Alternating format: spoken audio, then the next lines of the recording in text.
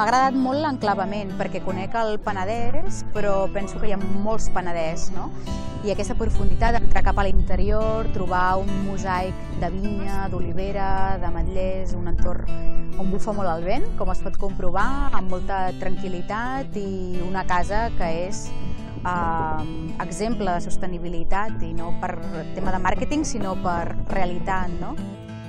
M'ha agradat molt la didàctica i la pedagogia d'en Pere en el taller de poda, perquè realment pensem que això de fer-ho és molt fàcil, i fa poc llegia en un estudi dels Estats Units que darrere d'una ampolla de vi hi ha 600 decisions, i avui només comprovar les que hi ha a la poda ja en són un gruix molt gran, no? Quan podem, o quan en Pere poda, ja està decidint quin tipus de verema vol, i la complexitat que hi ha en una ampolla de vi. I crec que això tots els consumidors o la gent que ens agrada el vi hauríem de venir a veure-ho, perquè és un procés artesanal en el que hi ha moltes decisions i molta dificultat, no? Perquè treballar la vinya cada dia de l'any, sotmesos a la climatologia, que és adversa moltes vegades, doncs és molt complicat. I per tant el que més m'ha sorprès és aquesta capacitat pedagògica i didàctica que ell té d'ensenyar, no? Un procés que ell fa habitualment i que la resta de la gent no estem acostumats. Penso que amb la gent amb qui hem compartit taula hem valorat molt més el que hi havia dins de l'ampolla després de veure la dificultat que hi havia en el primer pas, no? Que és podar, per decidir quin tipus de verema vols i quin vi hi haurà després a taula. Genial.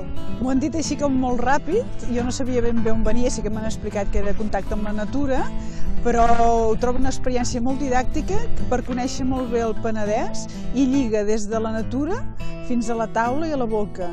I aleshores, com que t'expliquen com es fa, com es produeix i trobes sentit el que tastes i pots fer el contrast, i ho he trobat molt didàctic, s'aprèn i disfrutes.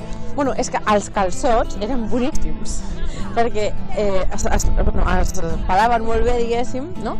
I a part estaven molt ben cuits i la salsa era espectacular. Llavors, també m'ha agradat que no hi havia guants per menjar-ho, perquè hi ha calçotades que la gent s'ho està menjant amb guants i no, la cosa tradicional de sempre. Llavors hem de fer això, que al final també és una manera de compartir, d'entendre què s'està fent aquí.